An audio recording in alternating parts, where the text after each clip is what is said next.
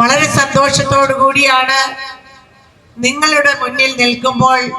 ആത്മാഭിമാനവും അതുപോലെ തന്നെ ഒരു സന്തോഷവും ഒത്തുചേർന്നാണ് ഞാൻ നിങ്ങളുടെ മുന്നിൽ ഒരിക്കൽ കൂടി സ്ഥാനാർത്ഥിയായിട്ട് നിൽക്കുന്നത്. ആദ്യവട്ടം നിങ്ങൾക്കറിയാം, അവിചാരിതമായ PT-യുടെ വേർപാടാണ് എന്നെ സ്ഥാനാർത്ഥിയാക്കിയതെങ്കിൽ ഇന്ന് PT-യുടെ അതേ പാതയിൽ നടന്ന് കൂടുതൽ കാര്യങ്ങൾ നമ്മൾക്ക് ചെയ്യേണ്ടതുണ്ട്.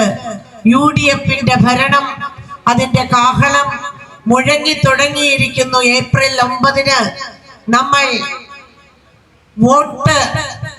വോട്ട് ചെയ്യാനായിട്ട് പോകുമ്പോൾ അന്നത്തെ ദിവസത്തെ കുറിച്ചുള്ള ഓർമ്മകളുമായി അന്നത്തെ ദിവസം ഈ കെടുകാര്യസ്ഥത സ്വന്തമാക്കിയിട്ടുള്ള ഈ 10 വർഷത്തെ ഭരണം അതില്ലാതാക്കാനുള്ള ശ്രമത്തോടു കൂടിയാണ് നാം ഓരോരുത്തരും ഇവിടെ ഒത്തുകൂടിയിരിക്കുന്നത് എന്നുള്ളത് വളരെ ചാരിതാർത്ഥ്യത്തോടെ സന്തോഷത്തോടു കൂടി ഞാൻ ഓർക്കുകയാണ്. കഴിഞ്ഞ ദിവസം SIR എന്ന പേരിൽ 75,000-ഓളം വോട്ടുകൾ നമ്മളുടെ തൃക്കാക്കര മണ്ഡലത്തിൽ നിന്ന് ഇല്ലാതായപ്പോൾ അത് തിരിച്ചു പിടിക്കുവാനായിട്ട് ഈ ഓരോരുത്തരും എത്രമാത്രം കഷ്ടപ്പെട്ടു. ഓരോ ബൂത്ത് അടിസ്ഥാനത്തിൽ, വാർഡ് അടിസ്ഥാനത്തിൽ, മണ്ഡലം അടിസ്ഥാനത്തിൽ ഓരോരുത്തരും കഷ്ടപ്പെട്ടതും കഠിനാധ്വാനം നടത്തിയതും എനിക്ക് നന്നായിട്ടറിയാം.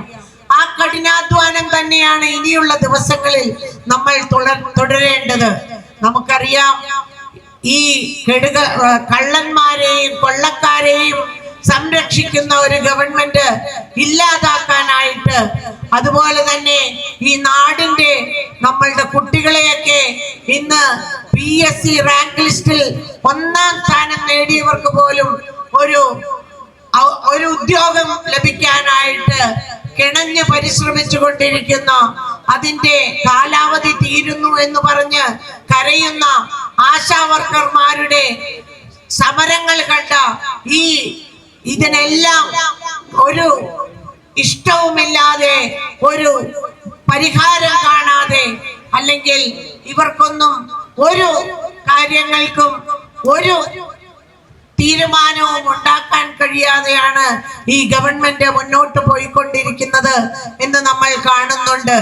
ഇപ്പോൾ നമ്മളുടെ ആരോഗ്യ മേഖല വെന്റിലേറ്ററിലാണെന്ന് പറയുമ്പോൾ അക്ഷരാർത്ഥത്തിൽ സിസ്റ്റം എറർ എന്ന് പറയുകയും, അതുപോലെ തന്നെ കപ്പലുണ്ട്, കപ്പിത്താനുണ്ട് എന്നൊക്കെ പറയുന്ന ആരോഗ്യമന്ത്രിയുടെ കെടുകാര്യസ്ഥതയും ഒക്കെ നമ്മൾ കണ്ടുകൊണ്ടിരിക്കുകയാണ്.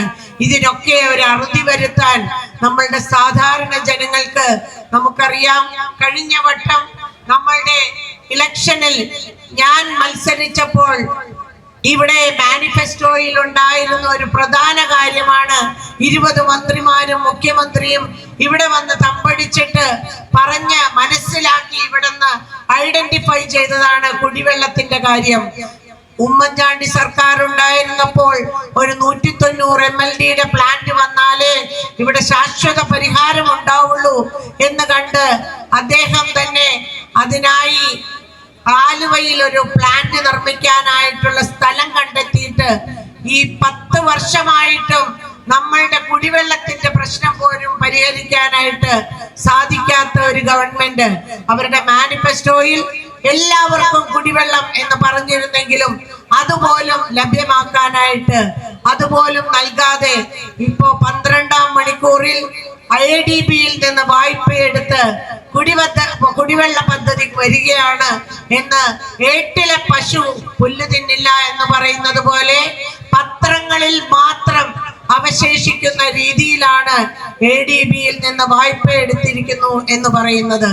ഇതുപോലെ കെടുകാര്യസ്ഥത, അതുപോലെ തന്നെ നമുക്ക് ഓരോ കാര്യങ്ങളും എടുക്കുമ്പോ അയ്യനെ പോലും വെറുതെ വിടാൻ സാധിക്കാത്ത, അയ്യന്റെ പോലും സ്വർണം അടിച്ചെടുത്ത് മാറ്റിയ ഈ ഗവൺമെന്റിനെതിരെ ശബ്ദിക്കാനുള്ള ഒരവസരമാണിത്. നമുക്ക് ഇനിയൊരു അവസരം ചിലപ്പോൾ കൈവന്നിരിക്കില്ല. അതുകൊണ്ട് തന്നെ ഈ കേരളം മുഴുവൻ ഇന്ന് UDF-ന്റെ വരവിനായിട്ട് കാത്തിരിക്കുകയാണ്. ഇടതുപക്ഷം ചാരി നിൽക്കുന്ന പലരും ഇപ്പോൾ ഈ ഇടതുപക്ഷം ശരിയല്ല എന്ന് ശബ്ദിച്ചു തുടങ്ങിയിരിക്കുന്നു. ഈ സമയം ഏറ്റവും നന്നായി നമ്മൾ വിനിയോഗിക്കണം. ഓരോരുത്തരും കഠിനാധ്വാനം ചെയ്താൽ ഒരു സംശയവുമില്ല, ടീം UDF ഇവിടെ വിജയിക്കുക തന്നെ ചെയ്യും. നിങ്ങളുടെ ഓരോരുത്തരുടെയും പ്രവർത്തനമാണ് എന്റെ ശക്തിയും എല്ലാ ശക്തിയും ഊർജവും തരുന്നതെന്ന് പ്രത്യേകം പറയുകയാണ്. ഈ വൈകിയ വേളയിലും ഈ കൺവെൻഷനിൽ കാത്തിരിക്കുന്ന ഓരോരുത്തർക്കും, നിങ്ങളുടെ ഓരോരുത്തർക്കും എന്റെ ഹൃദയം നിറഞ്ഞ സ്നേഹാഭിവാദ്യങ്ങൾ അർപ്പിക്കുന്നതിനോടൊപ്പം ഒരുമിച്ച് നിന്ന് നമ്മൾക്ക് ഈ ഇലക്ഷൻ നേരിടണം.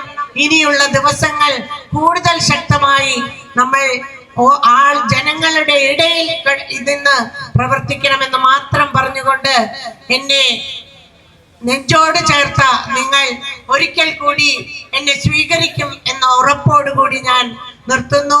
എന്നെ ശ്രവിച്ച എല്ലാവർക്കും ഒരിക്കൽ കൂടി നന്ദി, നമസ്കാരം.